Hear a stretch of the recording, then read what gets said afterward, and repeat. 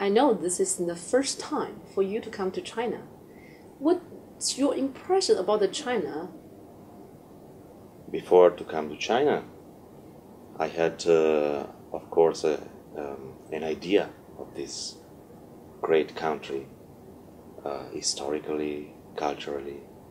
This idea came from the documentaries that we can find all over, and from the people I met all over the world. But when you come here, immediately you have a new perception of the life, of the human being, of the people, and I really appreciate it. And I'm really impressed by the quality of the life, the quality of the food. I've never tried some special food, and also the humanity and the friendship of all the people I met here was really, for me, very touching my heart. Can you describe your experience of this Papali 2018 Wuyishan International Piano Festival? Yes, I have been very, very, very lucky to be invited by you, surely, in this beautiful and wonderful festival, and so successful because you mixed all the ingredients to make it a great occasion to share the music with your culture. And I get really so impressed also to see a lot of young people attending and sitting in the concert hall. That is so rare all over the world. It's so difficult to get the attention by the young people, children. Usually our audience is old audience. So it was really, really unexpected and really a pleasure to discover this attention, curiosity to the music. We have to work in this direction much more in the rest of the world, I think so. And in any case, it was really not only a great experience sharing music, but also of human being, and also the possibility to visit this wonderful nature that you have in Wuyishan. I think that in our life we are usually pushed in the rhythm of the life, and every day we repeat sometimes the same things automatically, and we don't have enough space for inside, for understand what we are doing. We need sometimes for us, and nature is the best place where you can fall down and discover and restore yourself as an element of the nature in the life. So really I enjoyed the mountains, I enjoyed the river. All the elements, all the natural elements are there. And when you think to the mountain, for example, you think that is eternal. But then you see that comes the water and the wind, that are so simple elements, but they shape the mountains in the centuries, in the millennium. So it's really a wonderful experience. Thank you for that. Thank you. Can you tell us about your musical background? When did you start playing piano? I started when I was 5 years old. Because in my family, there were not musicians, but they were music lovers. And they were listening to the opera, mainly opera. And they for example, when they started to give me some simple, like toys, instrumental toys, okay, like a small piano, a trumpet, flute, guitar, I was trying to make the music with this without knowing everything of music, of course, no education. So when I was 3 years old, I was playing with these instruments and finding the music by myself. So they said, okay, let's send him to have an education in music. And I come from a small town in the north of Italy. The name is Adria. Adria gave the name to the Adriatic Sea because in the past it was an important port in the Adriatic Sea, in the Mediterranean. Okay, and but now the Po River has built a long land 30 kilometers from the seaside. But anyway, there is a conservatory there, and I had my first degree there. And I remember how important it was for me to attend to the live performances, because we have a big theater in our town, in Adria. We have a big theater of almost 2,000 people, and every year several representations of operas or symphonic concerts per season. So for me it was really important to go also to the rehearsals and see how an opera can be built from the backstage, from everywhere, you know, and to learn how they work in the building an event, how important it is to the collaboration of the staff behind the main artist on the stage, and see the work with the conductor, with the orchestra conductor, with the artist.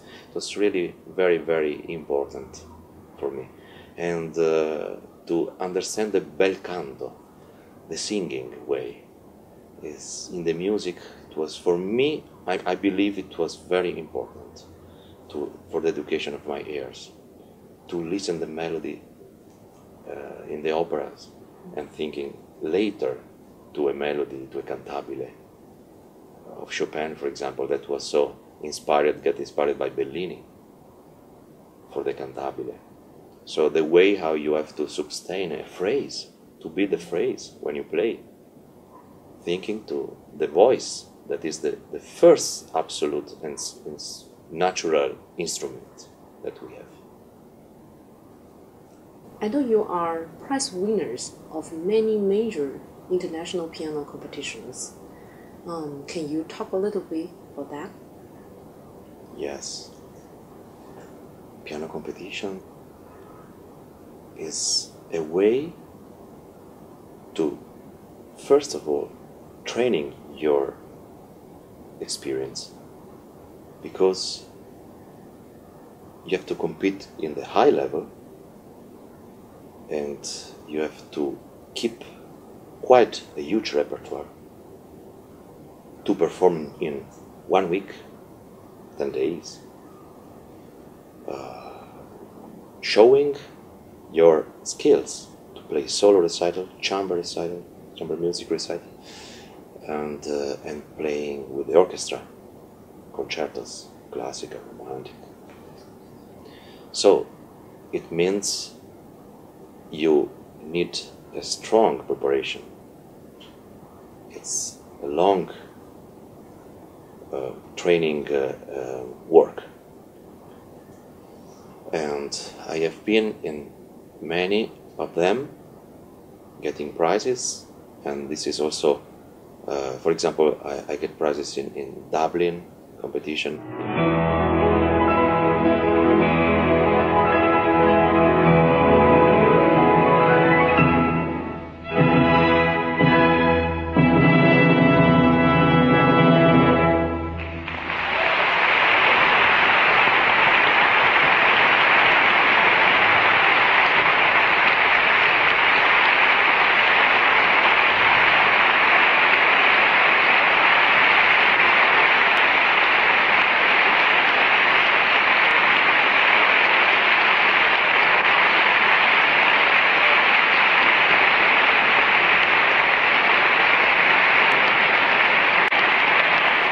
Calgary Esteronens piano competition, in Pretoria in South Africa, Then in Italy I had the Busoni in Bolzano and Alessandro Casagrande in Terni.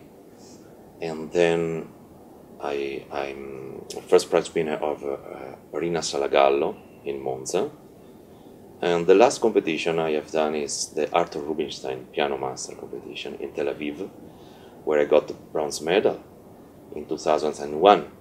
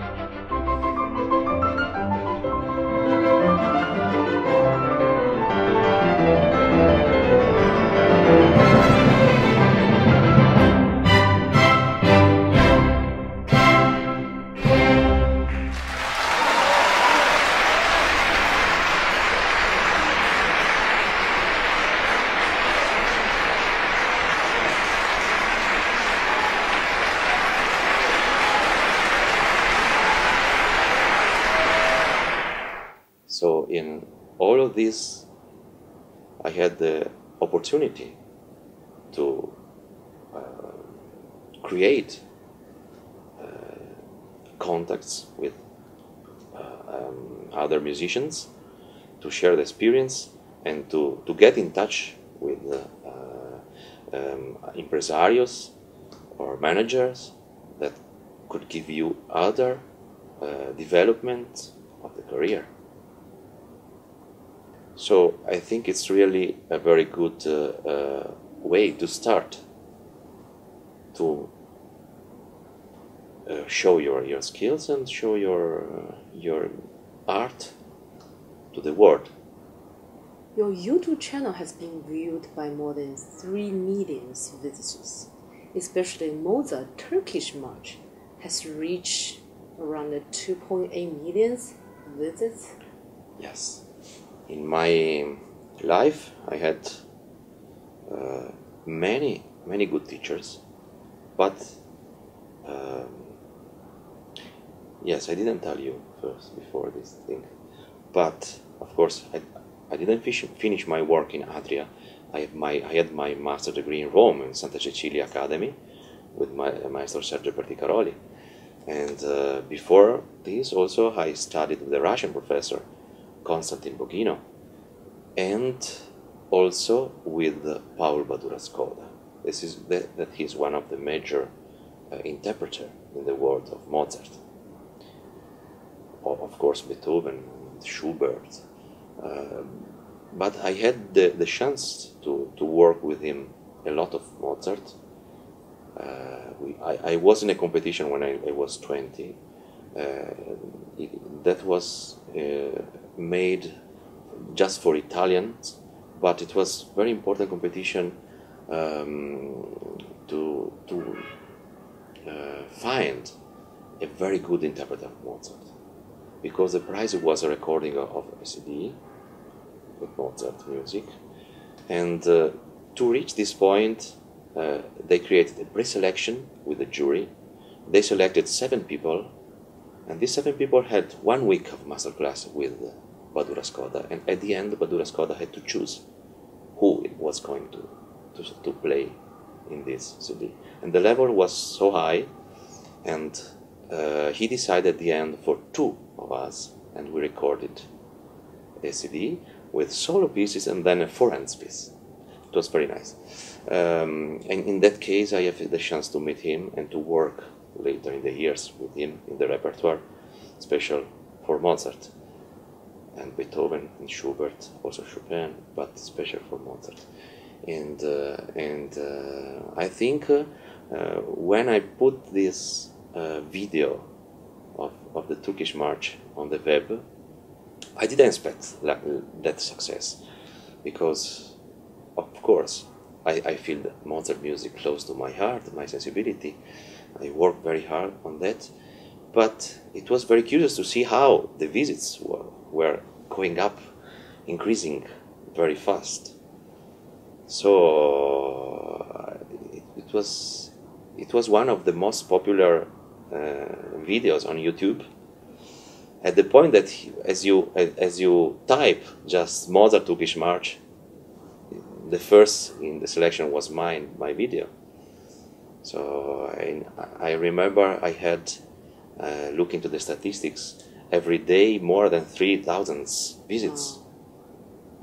So that was Amazing. very good. Speaking of Mozart, you played the program this year in Wuyishan. The first half is Mozart Fantasy in C minor, and then you play the Beethoven Sonata,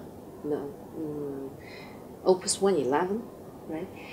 So how usually you choose the program when you prepare for concerts? Choosing a program is the most important thing, because it's your representation of the music that has to cross and go to the audience, to the heart, speak to the audience. So I spend a lot of time to keep the sense of the music related to another piece. If I want to build a long line until the end, you can do it, of course, with approaching pieces by tonality, by character, by meaning, by form.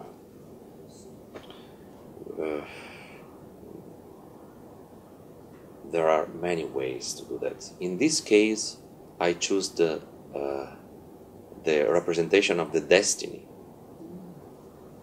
to the humanity. It means that, for example, this Mozart fantasy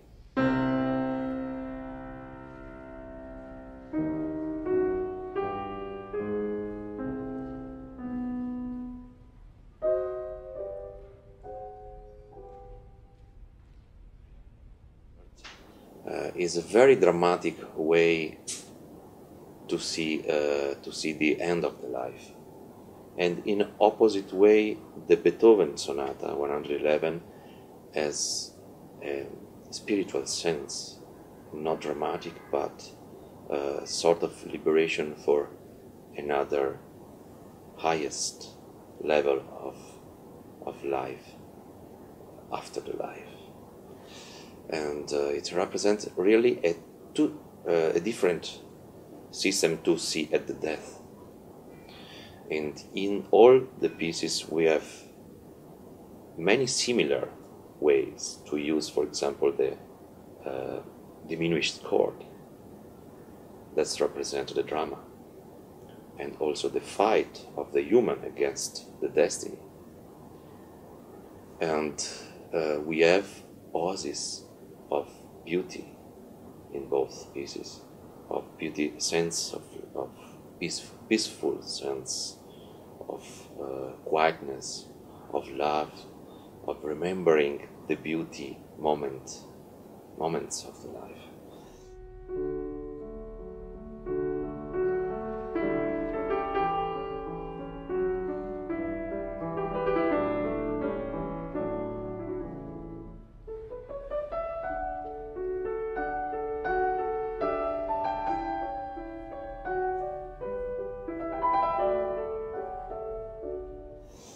And so we can relate to them very well, but for example, Mozart and his very dramatic and remain in the C minor mode, with three scales very rapid that represent the cut of the life.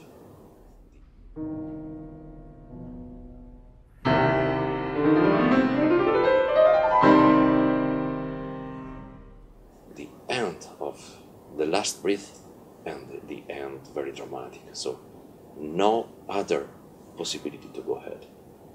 And Beethoven, when reached the paradise at the end, and he drives us in this place. It's an amazing way to it's like a long travel, a long trip in the humanity sense of the eternity. It's fantastic moment of spirituality and elevating the soul to a new area, a new world. And the last chord in C major is just saying, "Leave it in peace." It's so deep and so sweet, and there is all the sense of the life. Beethoven had a big spirituality. Beethoven had a sense for the humanity. He wanted his message could reach everybody. He wanted every note is speaking for, not for himself, but for all the world, all of the people, the world. For example, the first movement is so important that he has to start with an introduction. He needs an introduction to say, we are going to speak about the most important thing in the life. So he starts with the three diminished chords that represent all the notes that we can play in the music. Because with the three diminished chords we have the 12 semitones. So he's already saying we are speaking of the whole world of our integrity, of our life. Everything is there. Okay? And it's very dramatic, the beginning.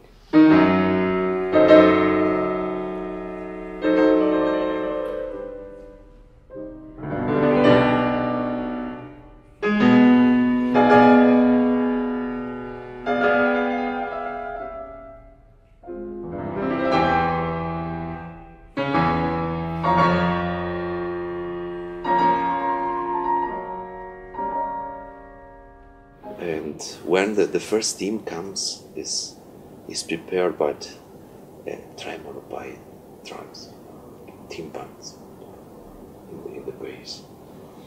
It's very, very suspense moment, mysterious moment. And suddenly the destiny comes, and the first theme is there now, so dramatic.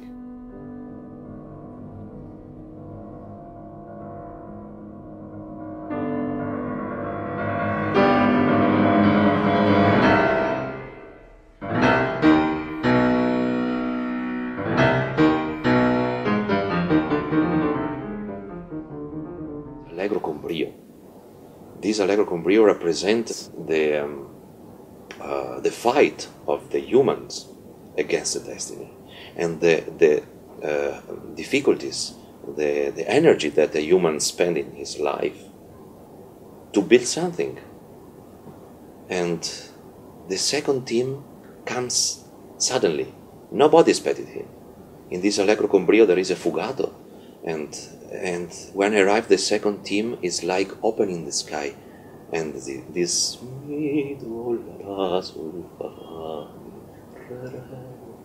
is like calling Beethoven, Beethoven, Beethoven, a voice from the sky calling him. And the reaction to this is immediately a diminished chord. It means, no, I'm not ready. What is this voice? It's an amazing moment of thinking in his life.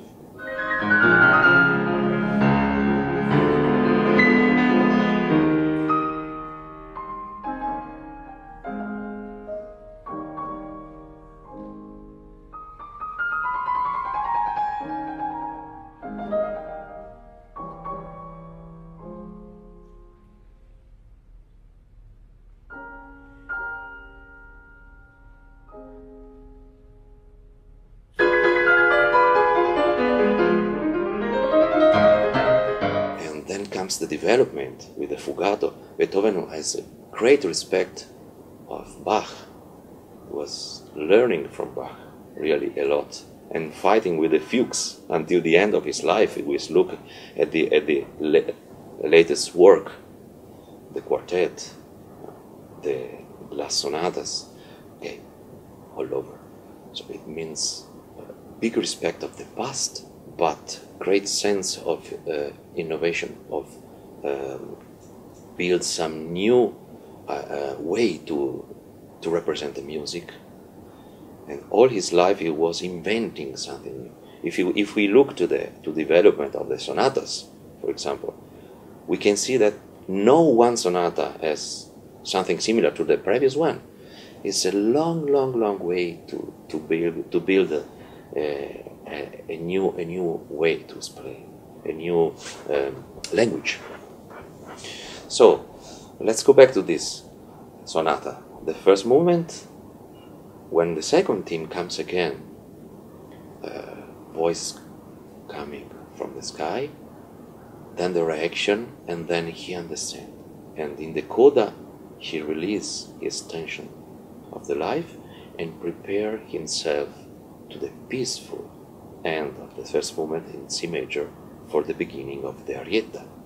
So this last sonata is really very special because end with a slow movement and make no sense to create a faster movement for the finale, because it's already everything said in this. You cannot add anything. All the sense of the life is there. And the theme of the arietta, adagio molto semplice e cantabile, he writes. So it means very simple and cantabile. Very simple because we don't need to be complicated when we speak of spiritual things, because we have inside. We just need to let them come out, because the beauty is in our soul. And he's trying to explain this. He starts with do, sol, time has gone, my sweet love. It's like I know that I'm at the end of the life, and I'm not fighting anymore, because I don't need. I had my life here. I'm preparing myself for a new level of statement. And it's very interesting because the theme is split in two parts. First part is a major section, that is very quiet and calm. Second part also very quiet but very melancholic, because in A minor, starting A minor, maybe remembering something in the past that you cannot have, but immediately a dominant chord of C major comes back. So with the G major, we have a projection of hopeful in this moment, and start to elevate yourself to the peace.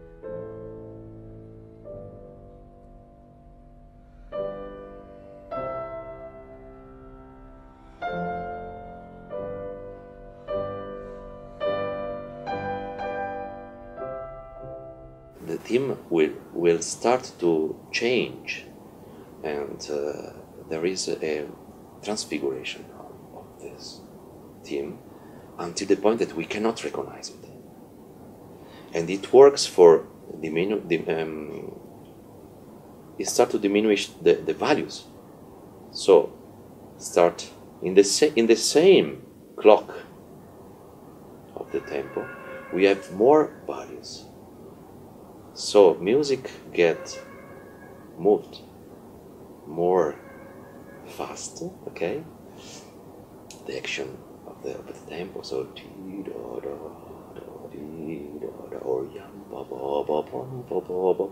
until the it's a big creation of new kind of music, and nobody heard this before. It's a music that can send us 100 years later with this kind of rhythm, but he was representing a sort of ecstasy.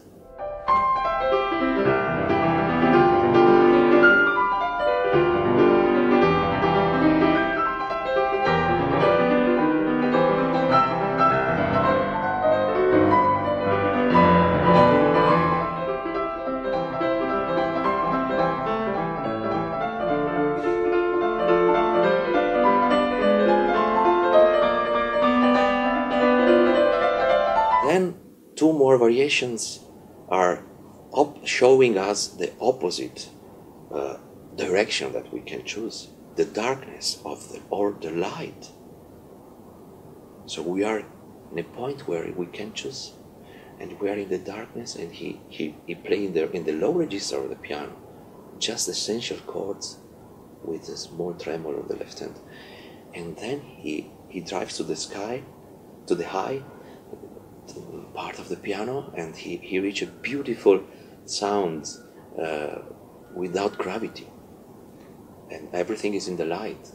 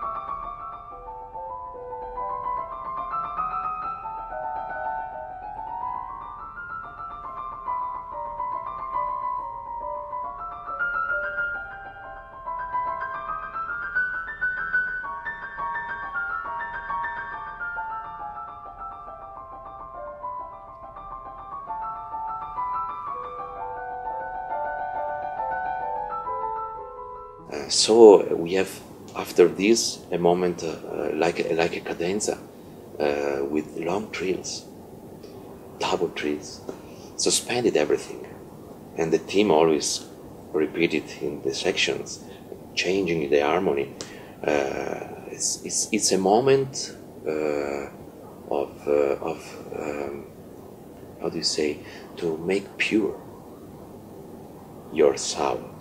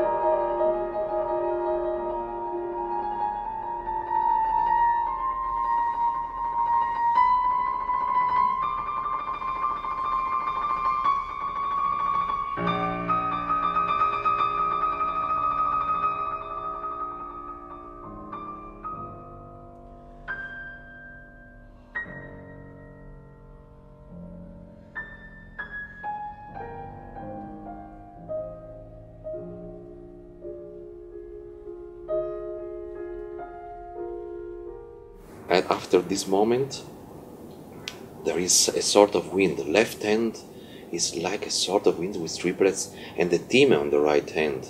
And he writes for the first time crescendo, always crescendo in the theme. So it means that this energy is like this positive wind that elevates you in another place, taking you from the earth and going to the sky. It's beautiful, beautiful.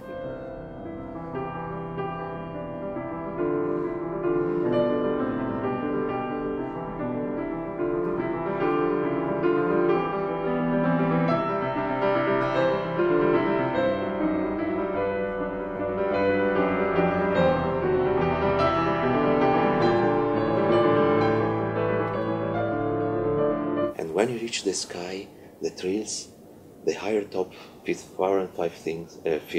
fingers has to play very tricky trees, but you have to represent something absolutely in the light and peaceful moment where the theme is made by the thumb of the right hand, and everything is in the piece.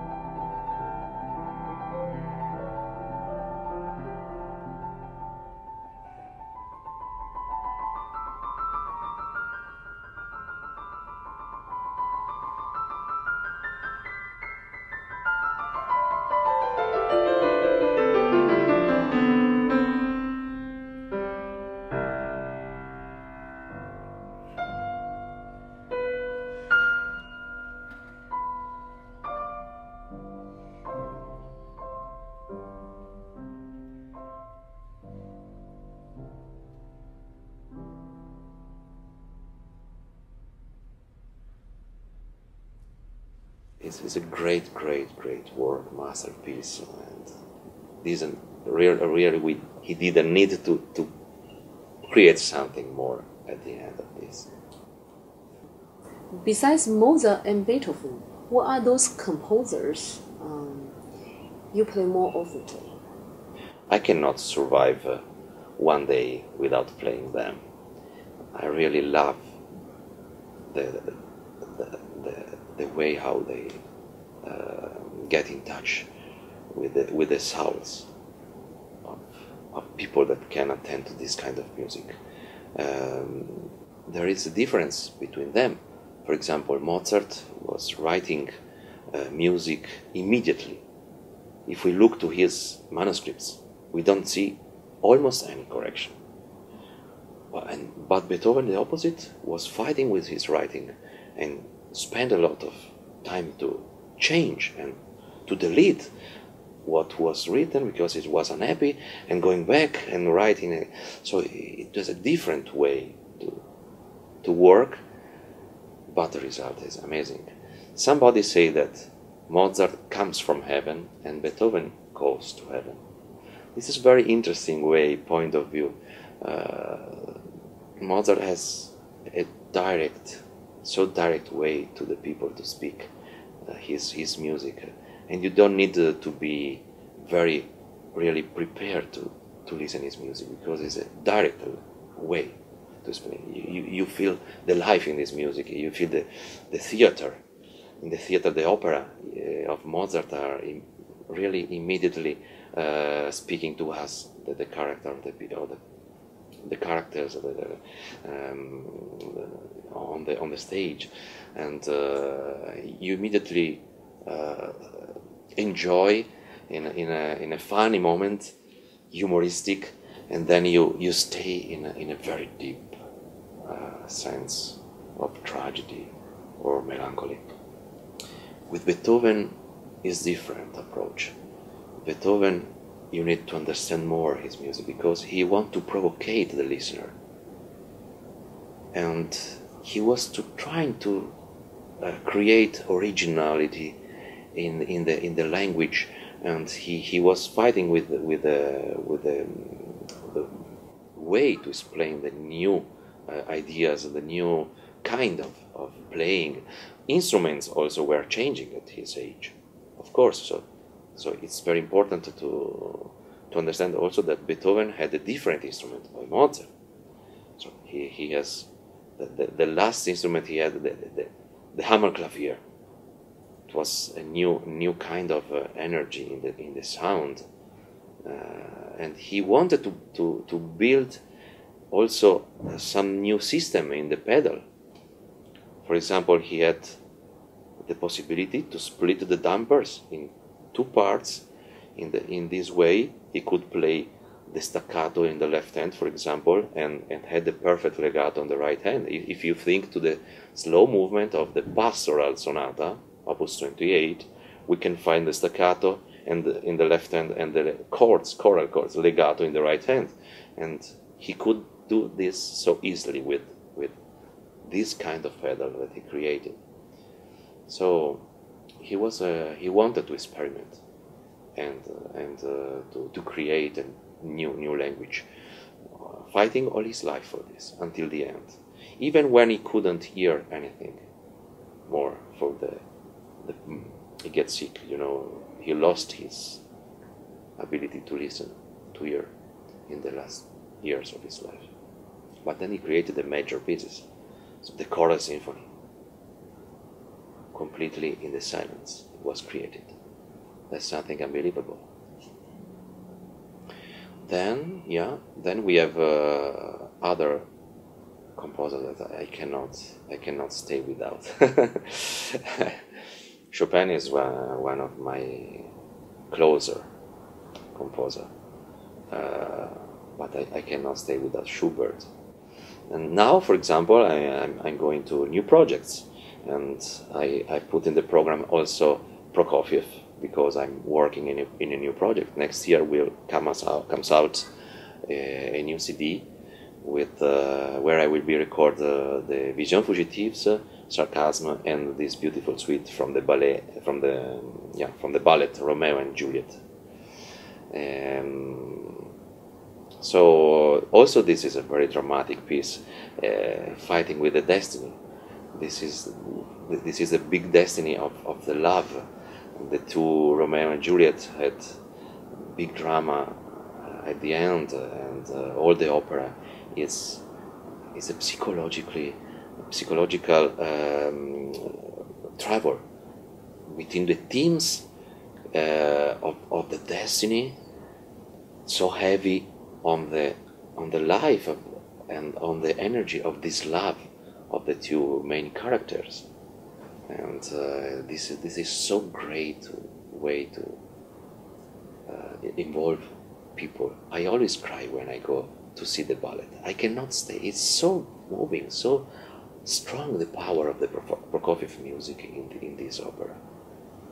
And Shakespeare was great, of course, to create this. And if you visit Verona, you can see in the north of Italy the places that inspired the opera. You have been teaching a lot of masterclass.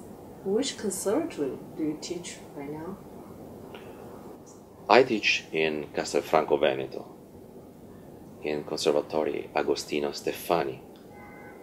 And Castelfranco Veneto is a beautiful, small, old village. The old part of the city is a middle-age village, and is in between Venice and Verona, close to Padua and Vicenza. It's a beautiful area, and our conservatory has also a lot of foreign people, and also many Chinese are there, especially for the singing department. So I like very much to teach, and my work there is a very important part of my life. I think that teaching, you can share your experience. You can give to talented and gifted students the possibility to use my experience to develop the career and to build, first of all, the true sense of the music. This is the most difficult part in our work. Every day we have to fight against our ego, because the first part is, most important thing is to respect the composer meaning, and is a big fighting between find the right balance of freedom, but without losing the control of the structure of the style of the philology sense of the music. So I like really very much to teach, and I enjoy when I find talented students. Some of them are also winning important competition all over the world, and I'm very proud of them. And of course, this makes me so happy when I see the result comes out from the work. This is the most important thing, because in that moment I know that I'm leaving some from my playing, but it's a new way to transmit and make my playing continuous in another life, in another generation, like I had from my teachers. They have been very generous to me, and they transmit to me, for example, Paolo Durascoda. Before him there was Edwin Fischer. So 2, 3, 4 generations crossing the ages. So it's so beautiful and interesting how music can survive all over and forever. The last question will be, what do you think about your missions as musicians? My first mission, my first point in my life is really to reach the truth of the music, and to transmit this to the people when I play, or to the students when they are attending to the lesson. So this is the most important thing. The mission is, I'm like a filter in this moment.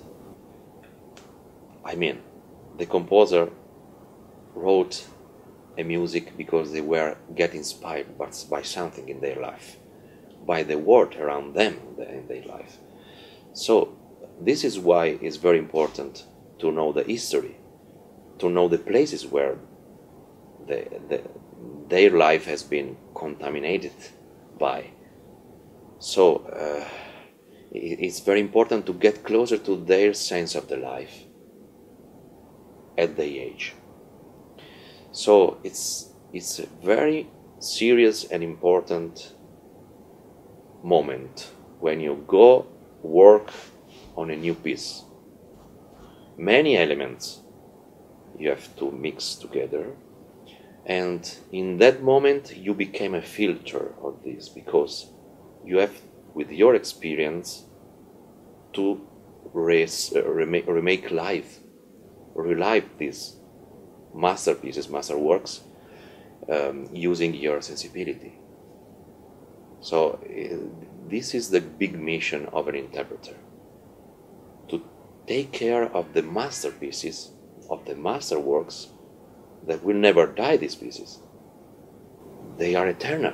They were written for us, for the humanity. Is our patrimony, our, how do you say, I don't know in English now the word, our patrimonio is the most important gift for us from the composer. So we have to take care of this, to respect it and to make it live and present to the people. And if you are strongly convinced in the idea that what you are going to do as interpreter, people will absolutely believe and understand directly your language. If you don't understand, people will know. So my mission is this point, to be a filter between the composer and the audience, and make opera masterworks alive again. Your concerts and masterclass are so inspiring for us. It's our true great honor to have you here.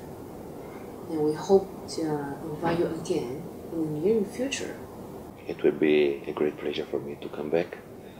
I really enjoyed that much to meet you, all of you here, and the students so curious and so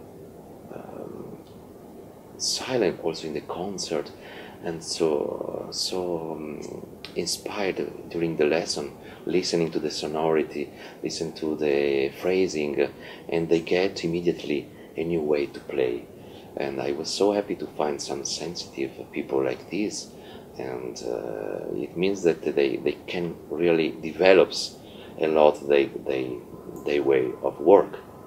So it was really a very big surprise for me to find such a beautiful atmosphere to work, and also human being experience. So thank you.